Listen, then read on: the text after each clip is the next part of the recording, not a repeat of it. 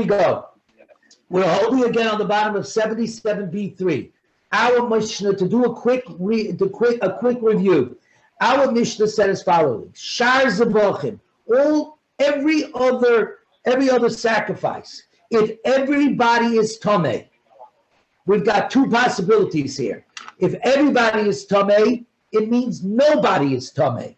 And if nobody is Tomei, it means you certainly could go ahead and bring the sacrifice. You can bring the sacrifice. Daddy, you have to put on mute. I did. Oh, you didn't put it on mute. Now it's on mute. Okay, very good. It is mute. I will not hear you, so it can't be mute. You hear me?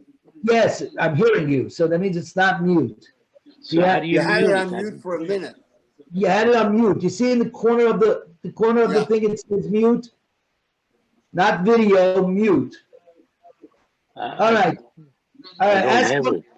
And I'll tell you what it is. It's an icon. You know what? I'll move. No, it's an icon of like a phone. Do you see it? It looks like a microphone. You got it. You're muted now. But he also got rid of his video. You also got rid of your video. You didn't have to get rid of your video. You can. Oh, I see you, Daddy. Good. Perfect. Is it mute now? No. When you I'm going to move someplace else. Okay, no problem. Okay, we're going to wait. So anyways, let me just do the review while we're at it. So the Mishnah went ahead and said as follows: on all other sacrifices, if everybody is Tomei, then nobody is Tomei. Or maybe that's not true. That's called Tumah is Hutur B'tzibur. Tumah becomes Mutter B'tzibur. That means the whole forbidden part of it falls away, and I'm allowed to go ahead and we're allowed to bring the carbon. Or no, we say Tumah Duchya B'tzibur, that the Tumah is really here. It didn't disappear. The Tumah didn't disappear. But what happened is, since I have no choice and we have to bring this carbon, because the time demands that I bring this carbon, therefore we say ex facto, because we have no choice, we're going to have to bring this carbon.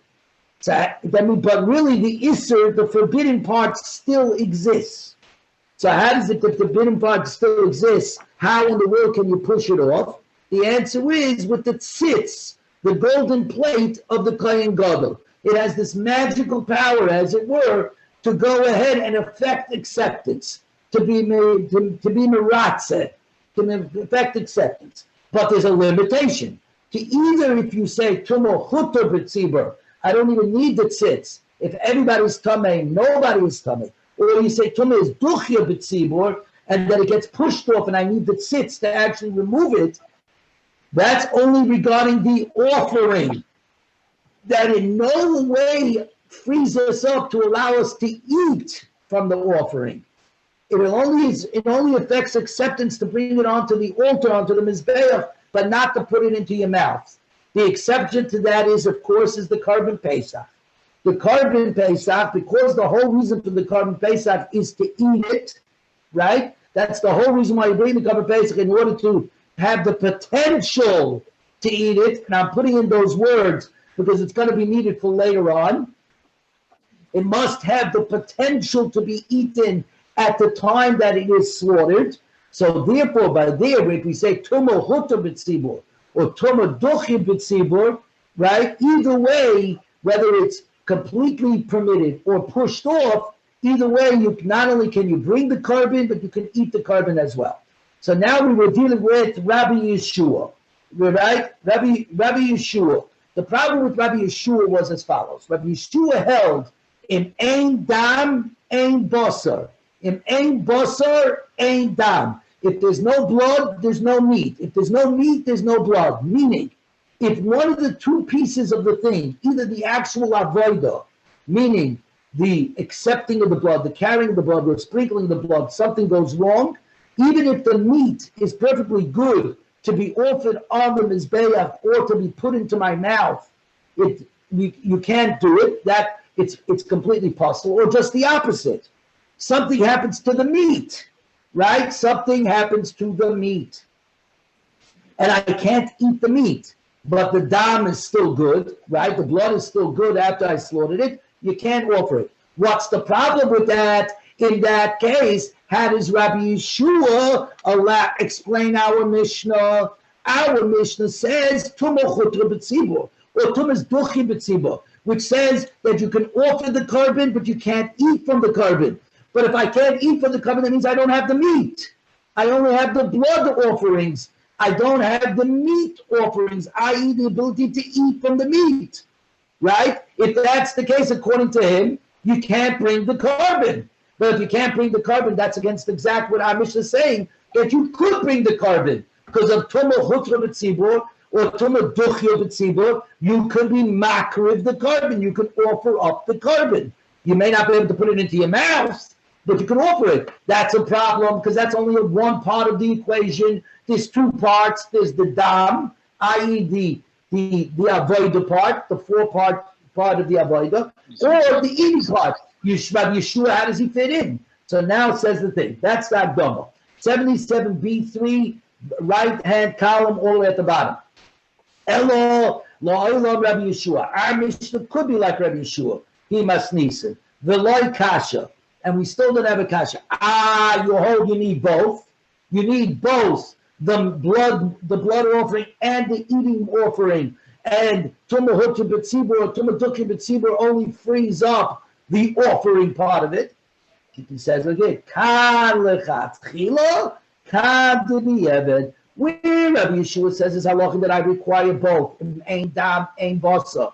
Ein basa, ein dam is only lechatchila in the first place.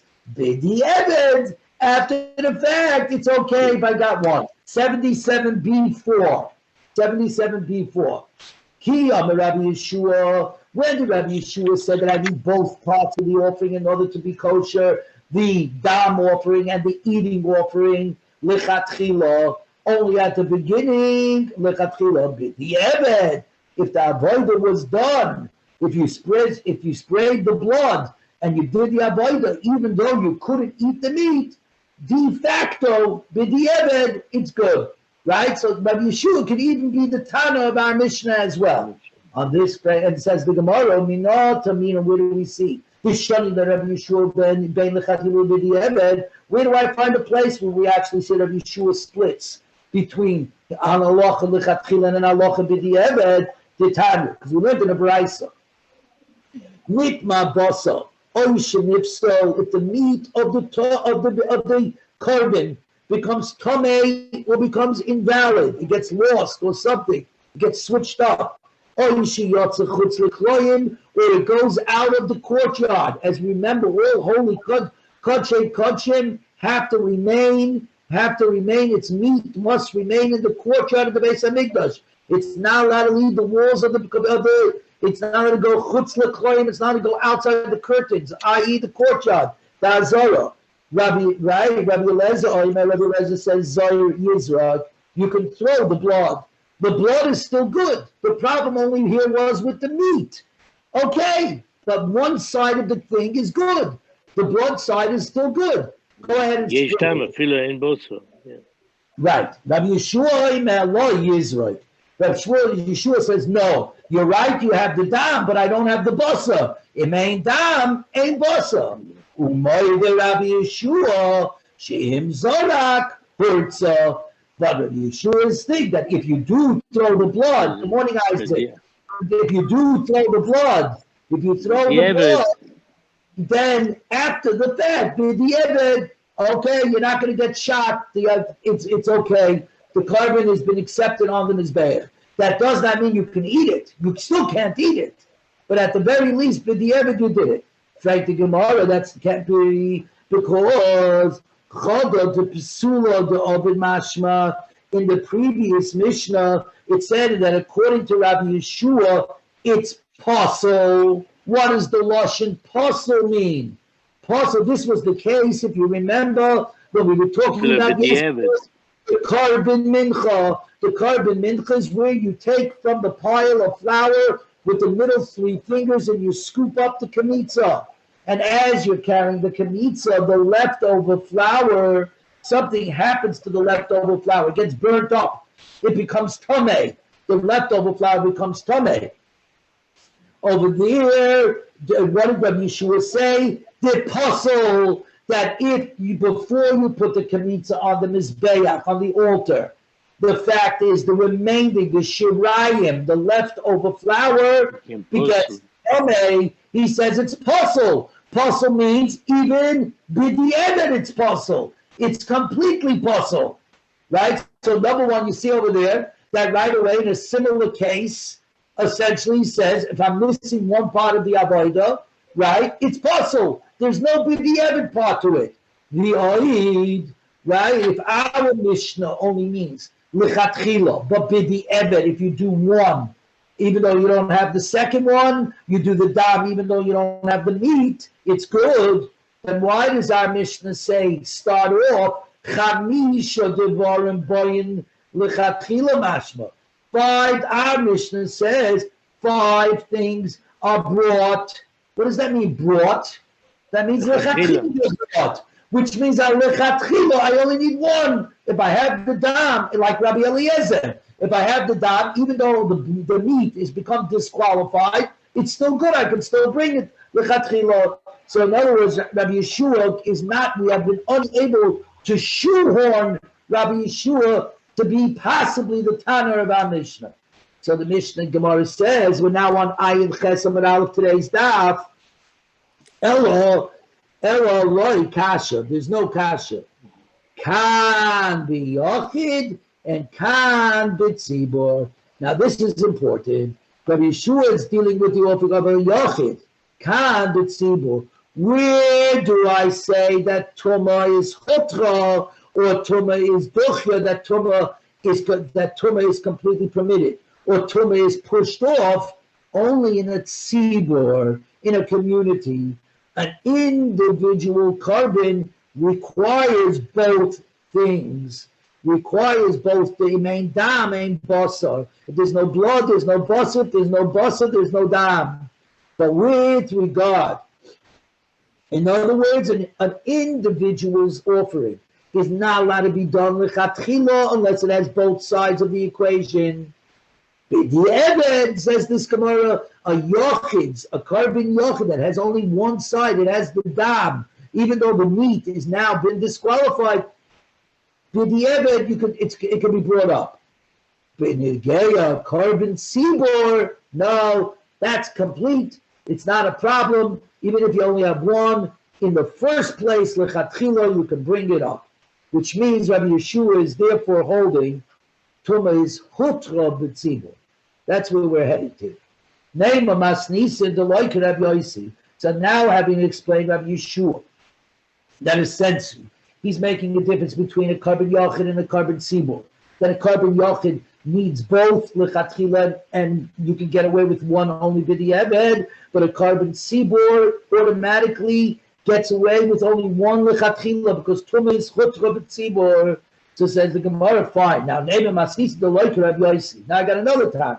But we could say that our Mishnah is not going according to Rabbi Yossi. The time we learned, Rabbi Eliezer says, Hatzitz, Meratza ala chilois. The tzitz, the magical power of the golden band of the Kohen Gadol that says Kodesh Lashem, has the power not just to affect acceptance of the carbon as an offering, but it even has the power to go ahead and take away the tumah completely, that the kohen or the shlomim or the bala and bailim are allowed to eat it. Rabbi Yossi einat sitz meratza al abchilas. The tzitz is not that powerful. The tzitz could be meratza, that you could offer up the carbon, but it's not allowing you to stick it in your mouth and eat. That's not going to be. So kasal kedatach, and here we go, Charlie again. Kasal kedatach, we're making another assumption, right? Kasal kedatach, it's pursuing, right? In Yiddish, kasal kedatach, ich gewollt zogen, I wanted to possibly say, sounds better in Yiddish, I wanted to possibly say, that that the tzitz does not have enough power to be matter, to affect acceptance that it could be eaten, Rabbi Yeshua Sabri laid the Omar be eaten tarte. Then he holds like Rabbi Yeshua that in truth you need two parts. You need the part that's needed for the essential avodah, the dam, and you need the basa, the part that needs to be eaten in order for the avodah to proceed. Should we say that our Mishnah is not like Rabbi Yossi? Because our Mishnah, of course, allows you to bring a carbon tzibor. You're allowed to bring it b'tumah. You're allowed to bring it b'tumah either for the reason tumah hutra b'tzibor or tumah duchi b'tzibor. You're allowed to bring it, and according to Rabbi Yossi, you were not allowed to because even when we say that tumah hutra b'tzibor, tumah duchi b'tzibor, the Mishnah itself says outside of the carbon Pesach, they can only be offered, but they cannot be eaten. And Rabbi Yossi says if it cannot be eaten, the tzitz is not maratza. The tzitz is not maratza, which means that, of course, we're dealing with, since Rabbi Yossi agrees that you need the tzitz, he's saying that you do need the tzitz to go ahead and allow the offering part to be good. If you need the tzitz, we're talking about tumah duchya b'tzibor. The only reason why you need the tzitz is because it's not that the tumah falls away, it's just being pushed off. How does it get pushed off? With the power of the tzitz. He says, if I need the tzitz, that means I hold that it only works for one part, the dam, and not the basar. Then how do you explain our Mishnah, which says that you're allowed to bring the communal offerings? Good morning, Jeff. Says the Gemara, Lord. And once again, you made a presumption. I'll show you the flip side of the presumption. Rabbi Yossi, Rabbi Eliezer Svirale. Rabbi Yossi actually holds like Rabbi Eliezer, who says, Dama, Dam, Apa, Pisha, Ein, Basa. That all you need, each piece is mutually exclusive. No problem. The Dam is needed to do the Avodah. The Basa is needed to do the eating. You're not even allowed to eat until you do the whole avodah, i.e., accept the blood, carry the blood, and sprinkle the blood. Good. If I have blood that's perfectly good, it's Torah dika blood, it's pure blood, I'm allowed to go ahead and sprinkle it on the Mizbeach, which will now free me up to eat. No, if I can't eat now, all right, I can't eat now. Sorry. But Rabbi Lezer said, that doesn't stop me from bringing the blood. Straight to Gemara, if that's the truth, Lamai Hilchas, so then why did you bring the halacha of Einat Tzitz Meratza Alachilos? It doesn't matter. According to Rabbi Eliezer, that says Dam Apapish Ein Basar, as long as the blood is good, I don't care what the status of the basar is. Then I don't need to know whether the tzitz is Meratza the basar or it's not Meratza the basar. Whether it affects acceptance for the meat or it doesn't accept acceptance for the meat. Who cares? The only thing I care about is the dam part. So why did the Mishnah go out of its way to tell me this brisa? It's not in the business. Brises and Mishnahs are not in the business of bringing extra halachas that I don't need. So says the Gemara, well, if you're going to go down that road, let me take you the other way. Rabbi Eliezer, the sits meratza. Rabbi Eliezer that says Toma is duchya b'tzibur. Toma is pushed off in the community, and therefore the issur of the Toma is still there. So it only gets freed up, the affects acceptance through the tzitz, through the golden plate that the Kohen Gadol was wearing on his forehead, right? Chib of the Amadam Apopi Shein Basal. Hatzitz meratza ala chilosei l'may hilchasa. What halacha did he say to teach me that the tzitz does? If you remember before, Rabbi Eliezer said in the left-hand corner, hatzitz meratza ala chilos. Who cares? According to Rabbi Eliezer, that's not the issue. I can sprinkle the zerika. I can sprinkle the dam on the mizbeach. So what did I need to learn about the tzitz? Telling me about why did you take it an extra step further? Hello. Since, and again, the whole problem is that it is very clear. Mishnahs, Beraisis, and even Psukim are written very terse. That's the idea. because every word is otherwise is there to be expounded upon, to be dirish. So that's what they're saying. Well, if you, the Bryce, went out of your way to put these words in there, obviously you can't simply be flippant and say, I don't need it. So really, what does it mean? Elo, this is what it means. It means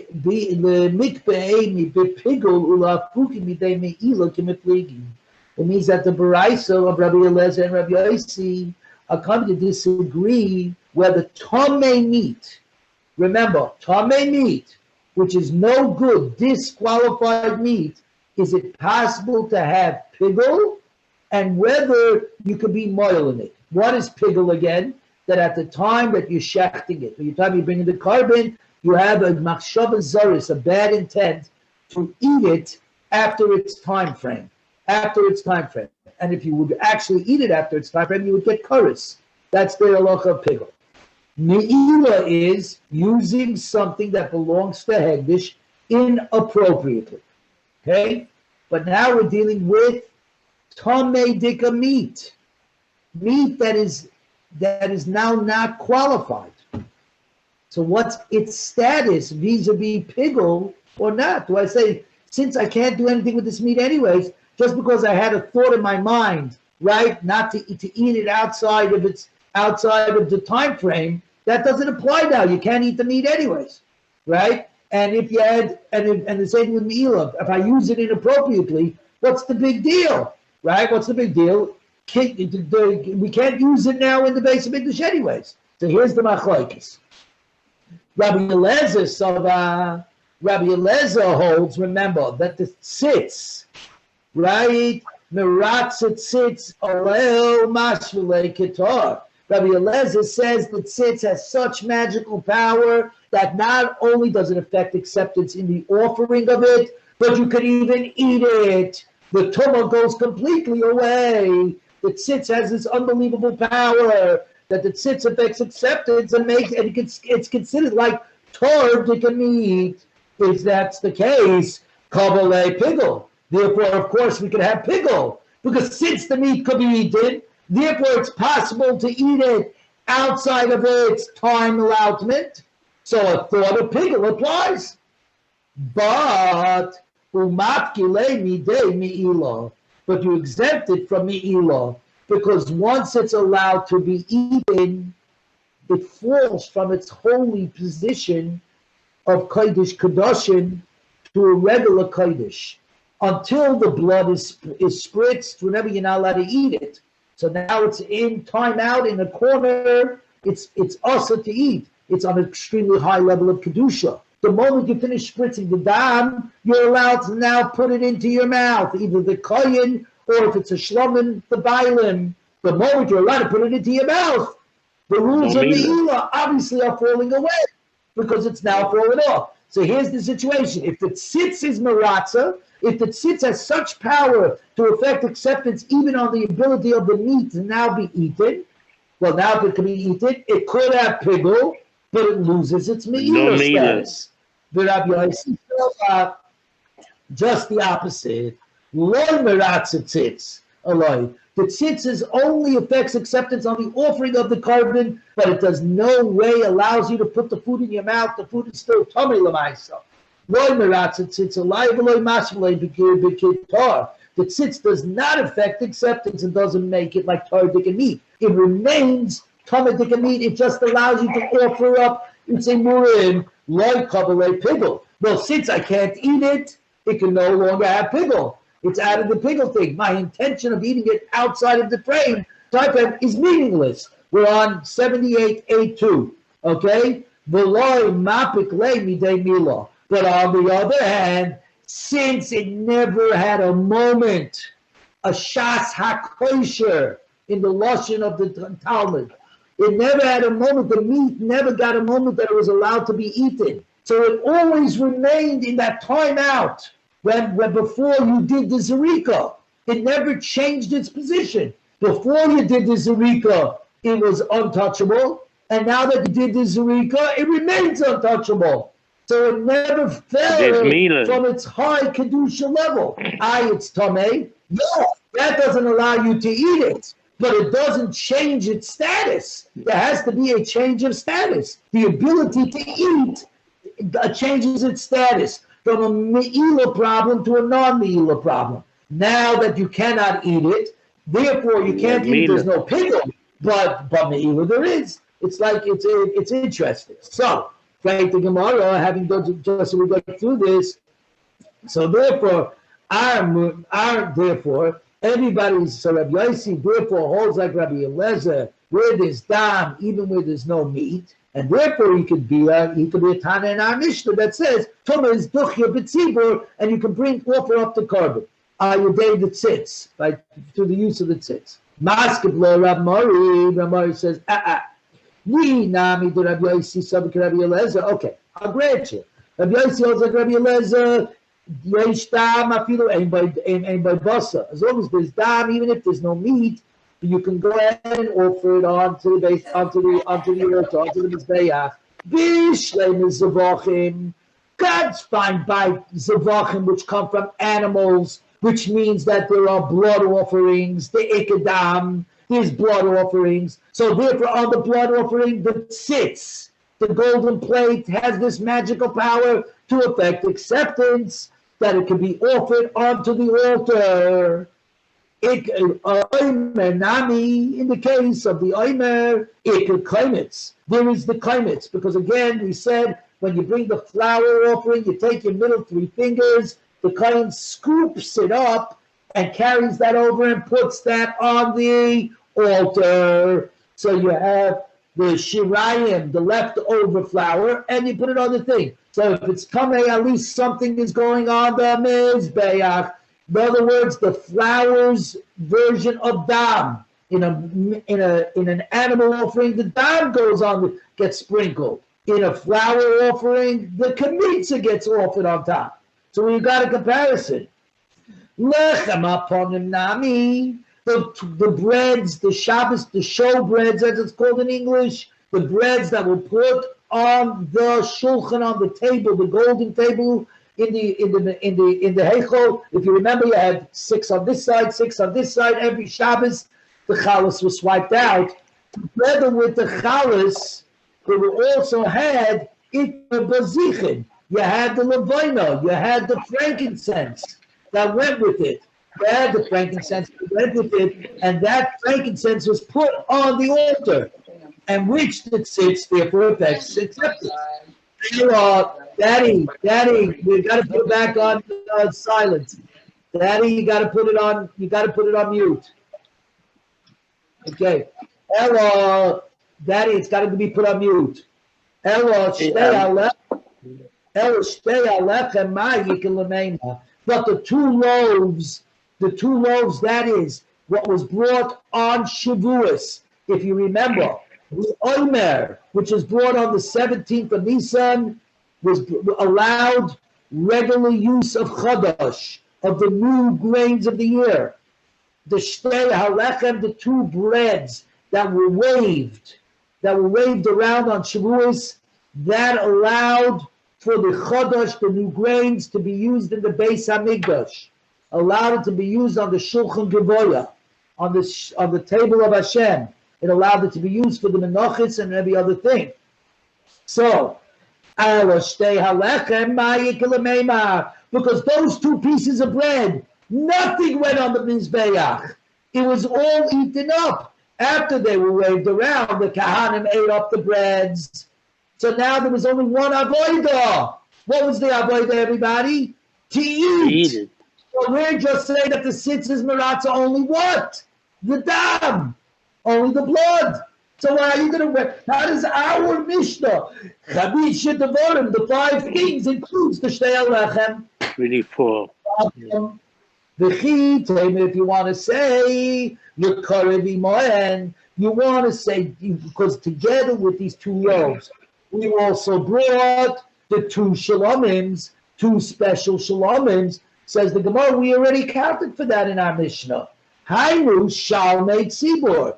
That is actually what our Mishnah meant when it said the communal shalomim offerings, because the only communal shalomim offerings were only the two shalomim that were brought on Shavuos together with the two breads.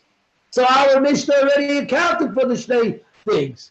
The in Cain, and if you want to say that the Shnei Alechem is including the Shalmei Tzibur, in Cain, Habulohu Arba, then our Mishnah shouldn't have said Chamisha Devarim, 5 things. Our Mishnah should have only said 4 things, because the Shnei Alechem,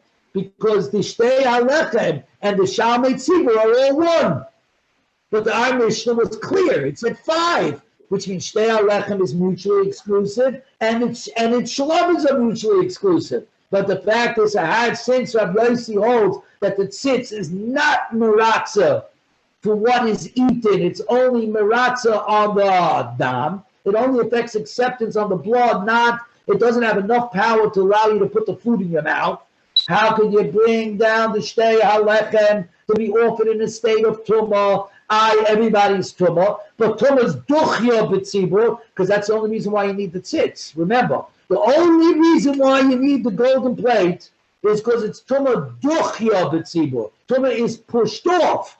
The tumah is still here, but something is going to allow me to push it off. What's that something? The tzitz. When I say tumah is hutra b'tzibur, that's tumah becomes completely mutter, I don't need the tzitz. That's the real big nafkamina between the two of them.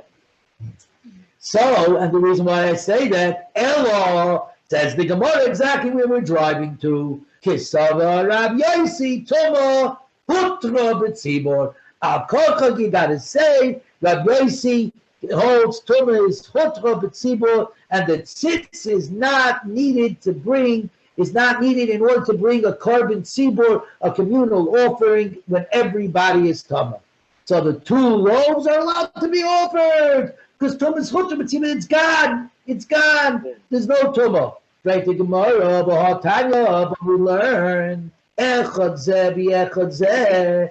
This one and that one. The Kohen Gadol is preparing for Yom Kippur, and the Kohen Gadol preparing to burn the Parah Adumah. Remember, the Parah Adumah is the red heifer that was used. Its ashes were mixed with the water in order to purify those who were tamei, who were tamei, contaminated from a dead person.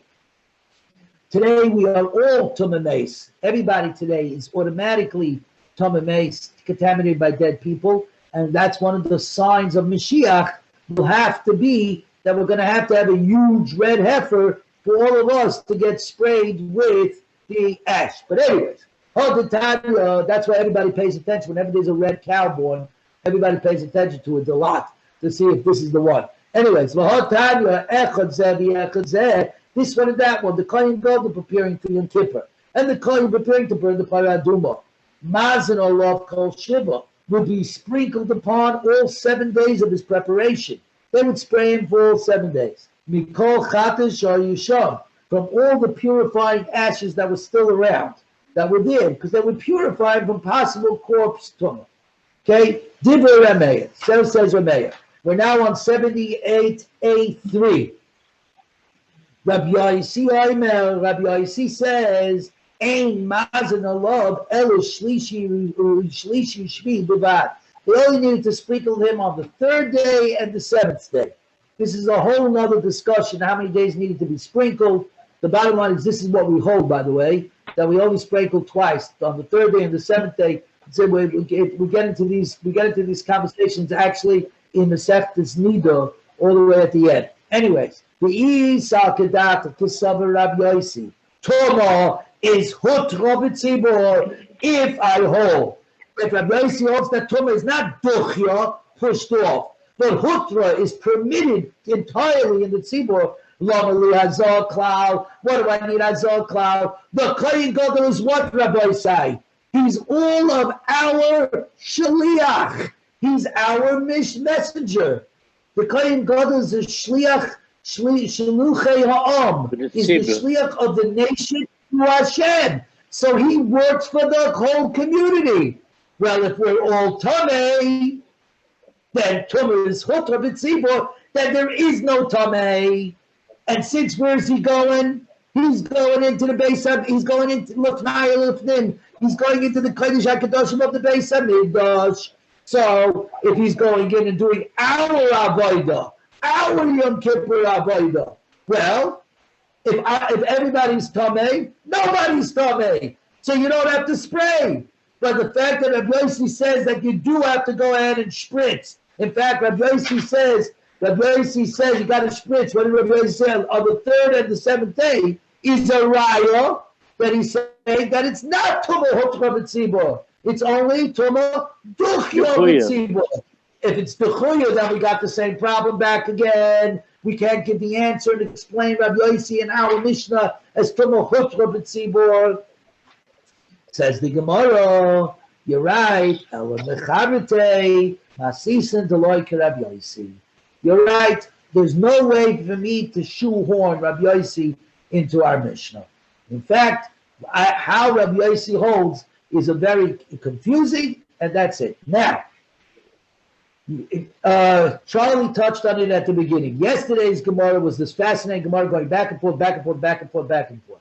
And it happens to be that on the top part of 77b of Ayin Zayin Amud Beis was an extraordinary, difficult Gemara that we just learned, but really it seemed to contradict itself. It was a circular firing squad. Says the Gemara, what's going on with Rabbi Yossi? Let's go look at what Rabbi Yossi said before. Rabbi Yossi back an Amud ago said, Rabbi Yossi Shetara Mizake the Beitreyu. Rabbi Yossi is the equivalent of a document that awards the same thing to two people. In other words, he's pushing it. He's pushing. You're right and you're right. You know the famous story with the Rav, right? One person walks in and he says you're right. The next guy walks in, you're right. So his wife comes out and says, "How can that be? How can you say the first guy was right and then the second guy was right?" And the Rav thought for a minute and said, "You're right." Right? So everybody's right. Right? So he's trying to split the baby. He's trying to make everybody happy. And you know what happens when you try to make everybody happy? You make nobody happy. Because look at what we learned. The Tanya, we learned, this Gemara is going to sound very familiar because we learned it on yesterday's daf, but it really, at the time, made no sense. Rabbi Yossi said, I see the virtue of the words of Rabbi Eliezer regarding Zavachim, animal offerings. And I also see the words of Rabbi Yeshua with regard to animal offerings. Right there, that doesn't make sense. Because Rabbi Eliezer said, Dam apa pish ein basa. And Rabbi Yeshua said, in ein dam, ein basa. If there's no blood, there's no meat. If there's no meat, there's no blood. And Rabbi Eliezer said, sure there is. If there's dam, even blood, the meat, the thing. So what does this mean? By Zavachim, I see like Rabbi Eliezer, and I see like Rabbi Yeshua. Keep going. V'dibir Rabbi Eliezer b'menachis. And I see the words of Rabbi Eliezer by Menachis, where he said, since you take the kamitza and it goes on the thing anyways, if it sits as maratza even to eat, v'dibir Rabbi Yeshua b'menachis, who did not say that. Now, dibir Rabbi Eliezer b'zavachim. I see the words of Rabbi Eliezer regarding zavachim. We are now 78.83 in the right-hand column. Shahoya oimed dam alpha pi she'ein basa. Because he says blood, even when there's no meat, when the meat is disqualified, if the blood is good, I can offer up the blood onto the Mizbeach. Divrei Rabbi Yeshua b'zavachim. I see the words of Rabbi Yeshua, but also by animal offerings. Shahoya oimel. In ein dam, ein basar. In ein basar, ein dam. If there's no blood, there's no meat. If there's no meat, there's no dam. Which, of course, right away, is contradictory. It's a stira b'nei ubei. From one end to the other, it's a complete stira. Right? Divrei Rabbi Eliezer Menachis. The words of Rabbi Eliezer regarding Menachis, the flour offering, who said you can bring up the kaimitz, the scooped up flowers, even though the rest of the flour has now become tameh or got burnt up, you're allowed to offer it on, right? Just no different than the blood, right?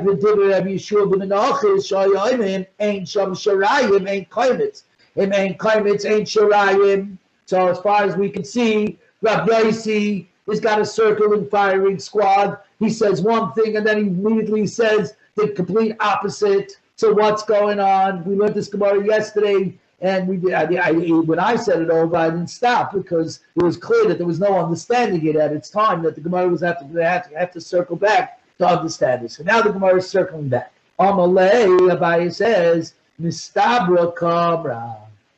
Back to Charlie's great on yesterday's Gemara. That the whole Gemara, in its own way, was based on presumptions, assumptions. If you remember, we had this conversation on Friday, right? That anything made with an assumption, right, Jeff? I think you asked me that question. Everything based on an assumption, by definition, is open to another assumption. And that's it. So what is going on? It's that, again, it's the exploration of the theory behind the halacha. And sometimes you have to make an hypothesis, right? And then if I can make an opposite hypothesis, so be it. But at least we're driving towards the truth. Amalei mistabra ka'ama. Rabbi Yosi means to say it's reasonable to say both Rabbi Eliezer and Rabbi Yeshua. Ki koyed zevachim ama. When he was learning Mesechtes Zevachim, as you know, towards the end of Shas, there are two different Mesechtes, one next to each other. Zevachim and Menachos. Zevachim means offerings, and Menachos is about the meal offerings. So, when he was learning, when he was learning Mesechtes Zevachim, which deals obviously with animal offerings, Rabbi Yosi said, "Mistabeki hechid de pligi v'zevachim pligi nami b'menachos." It's reasonable to assume that where they're arguing with regard to animal offerings, they're also disagreeing by mincha offerings. So just like by animal offerings, Rabbi Eliezer says, "Yesh dam afilu ein basar," and Rabbi Yeshua says, "Ein dam, ein basar, ein dam." And Koyim b'menachos, when they were learning Mesechtes Menachos, he said the opposite. Mistabriki, echad de pligi b'menachos, pligi nami b'zevachim. It's reasonable to assume that when they're arguing by Menachos, where Rabbi Eliezer says you could bring up the kamitza, even though the leftover flour has now been disqualified, right? And Rabbi Yeshua says, no, you can't. They probably had the same argument by the animal offerings. So that's all he was doing, he said, depending on which Mesechta you're learning. Says Papa, that can't be an explanation. Amalei, that's great. Kikoy v'zevachim if they're learning Mesechta Zevachim. That's where Rabbi Yosi said Mistabiki echad de pligi v'zevachim pligi nami b'menachos. Where it's reasonable to say that when they're arguing by Zevachim, they're also arguing by Menachos. We're up to 78, A4.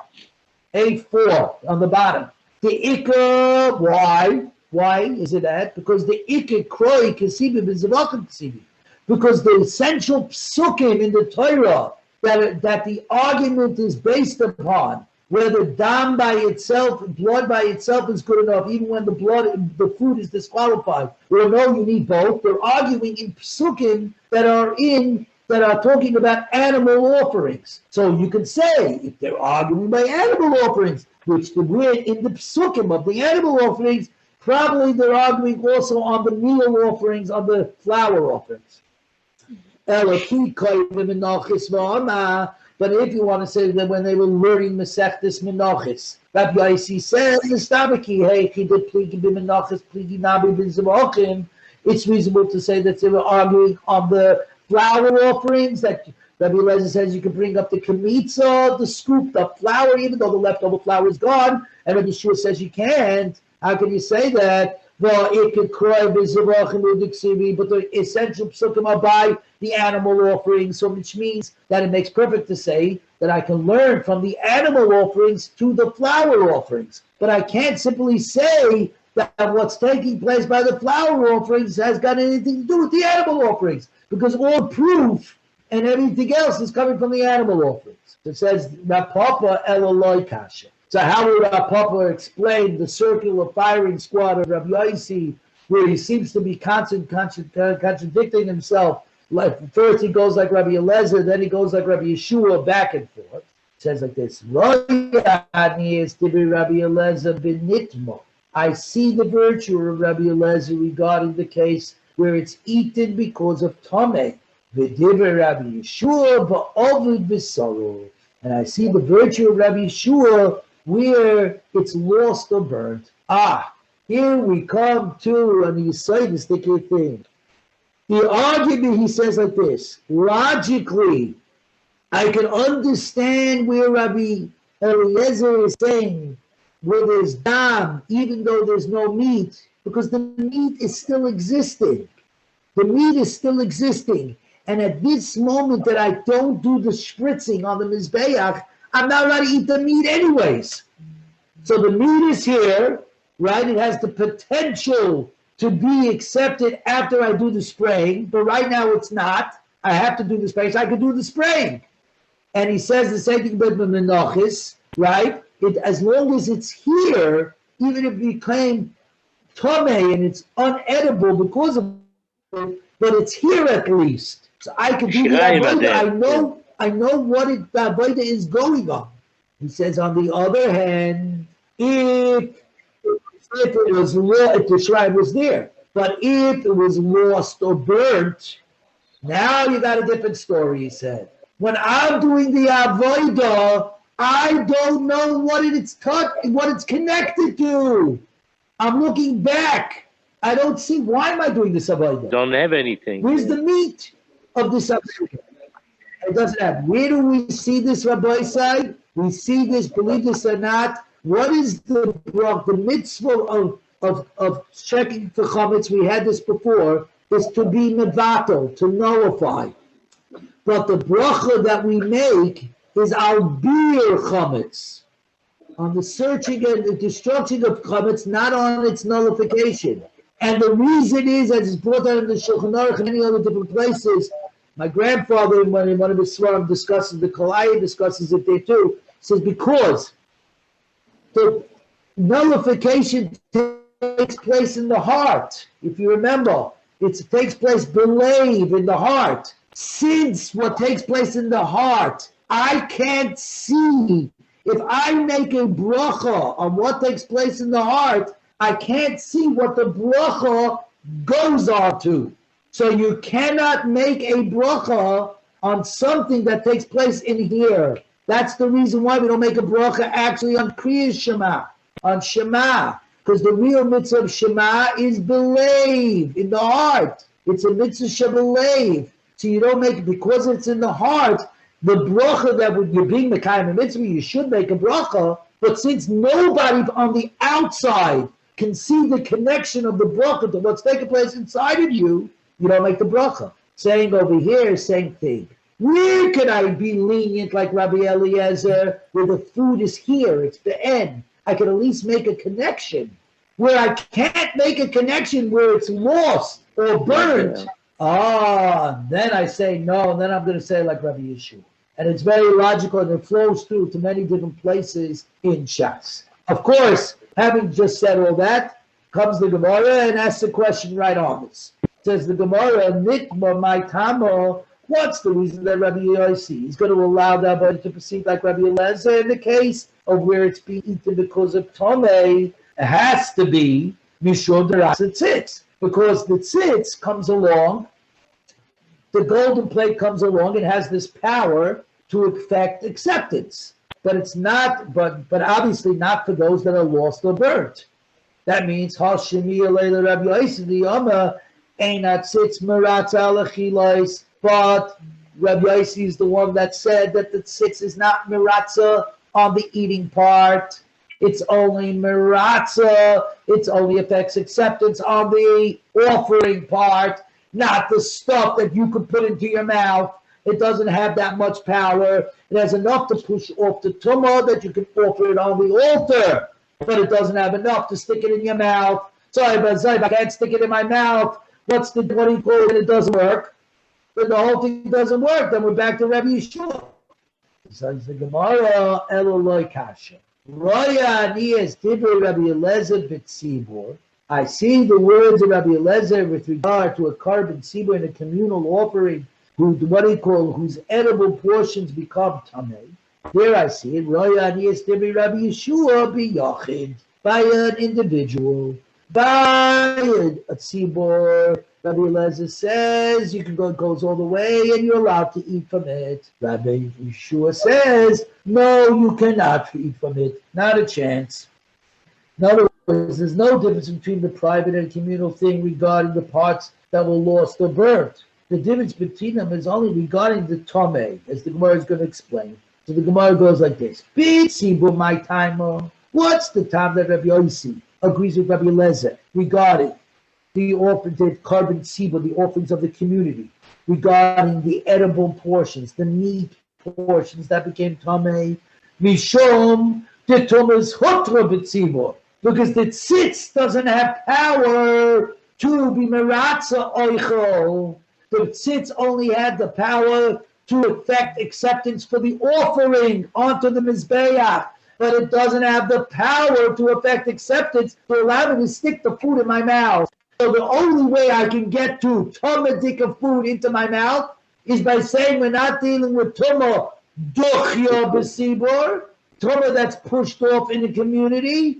We're dealing with tuma hutra b'sibur, tuma that is mutter, is permitted in the tzibur. If everybody is tamei, nobody is tamei, right? If that's the case, that's what we have to say. So Rabbi Yossi holds that the tzitz does not affect acceptance for those things, for what has to be eaten. And the reason why it works with the carbon tzibur, because you don't need the tzitz, because it's tuma hutra b'tzibur. It's completely permissible, and I don't need the tzitz to come and be meratza. Chada, here's the problem. Chada, the shmaiti le Rabbi Yossi the yom tuma duchya b'tzibur. The big problem with that is that we heard Rabbi Yossi say that he holds that Tuma is duchya b'tzibur. Tuma is pushed off in the tzibur. Not that it's completely permitted, but it's only pushed off. And where it's pushed off, where do you need? You need the tzitz. You need the tzitz because the isser is still here. The forbidden part is still here. You need the golden plate to do the pushing. So that's problem number one. If we're dealing with a community, Rabbi Eliezer machshir v'lo Rabbi Yeshua, are you telling me that Rabbi Eliezer allows us to bring up the offerings and Rabbi Yeshua does not? Nobody says that. Everybody says when the community is tamei and you have to bring a communal offering, it could absolutely be brought up on the mizbeach, either because Tumah is Hotra b'tzibur or Tumah is Duchya b'tzibur. But nobody disagrees with that, with the underlying principle that if everybody is Tumah, you can bring, at the very least, you can bring the offerings up onto the Mizbeach.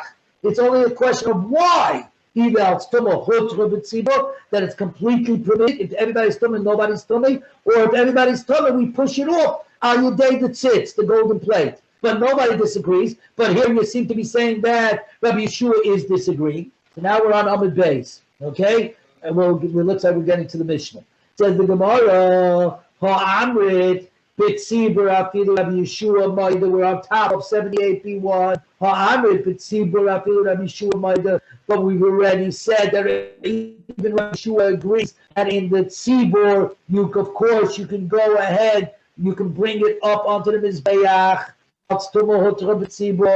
We said at the beginning, all the way on top of the previous of it on 78.1, 78a, all the way on top. Okay? And so Ella, here we go. Rabbi Eliezer, Rabbi Yeshua are disagreeing by only a Yachid. I see Rabbi Eliezer that says, down by itself, without the meat, after the fact. Rabbi Yeshua lechatchila. I see Rabbi Yeshua lechatchila. We're talking about a carbon yachid, an individual carbon, where the dam is good and the meat for some reason got no good. Rabbi Eliezer says, after the fact, it's okay, you can bring it. Rabbi Yeshua says that lechatchila, in other words, he says, I go ahead. Rabbi Yossi is saying, lechatchila, I hold like Rabbi Yeshua that it is no good. A carbon yachid where the dam is good and the meat is no good. Rabbi Yeshua says, lechatchila, I cannot bring it up. Here, Rabbi Yeshua holds a period, you can't bring it up by a carbon yachid. But he says Rabbi Yossi, but if the dam, the blood is offered, or the carbon yachid is offered on the mizbeach, then b'di eved, I, Rabbi Yossi, will agree with Rabbi Eliezer. So Rabbi Yossi is splitting his shita. He says, Lichatchila, I agree by a carbon yochid, by an individual offering. I hold like Rabbi Yeshua, you should not bring it at all. But if you did bring it up, and if you did sprinkle the blood, I hold like Rabbi Yosef, the Bidi Eved, okay, not the world's not coming to an end. Right? The Gemara, Bidi Eved, I feel Rabbi Yeshua Nami Moidu. But after the fact, even Rabbi Yeshua agrees. In Tanya, like we learned before in the previous price, with the case where the meat, where the basa becomes tamei, where the meat is tamei, Moidu Rabbi Yeshua Shem Zorak Kurza, that if one throws the blood, the offering, Bidi Ebed is accepted. Says the Gemara.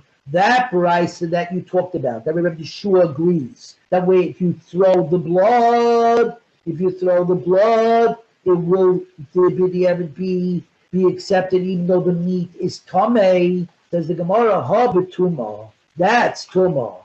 Ha ba'ovid b'sarov. But Rabbi Yossi is talking about the case of a lost and burnt meat, where the meat is no longer in existence. Where does the Baraita teacher of Yeshua concedes that if one throws the blood, even though the meat is no good, it's tamei, Bidi Eved, it's accepted, Benitma, where the meat is tamei, but it exists, it's here, I know what the blood offering is connected to. But where it's lost or burnt, Rabbi Yeshua does not concede. He said, you can't offer it up because I have no idea on what I'm offering it up for. I have no connection. And where he says, Rabbi Yosef, I see the virtues of Rabbi Eliezer, who says you're allowed to bring it up. That if the blood is good, even if there's no meat, whether it's tamei, whether it's lost, whether it's burned, where am I talking about? But over the sorrow that Rabbi Yosef is saying, I give Rabbi Eliezer, where it's lost or done, and it's no longer in existence. Still, the blood is good. But the Eved, I'll agree that it's accepted. Very good. We're up to here. It's almost 10. It's 10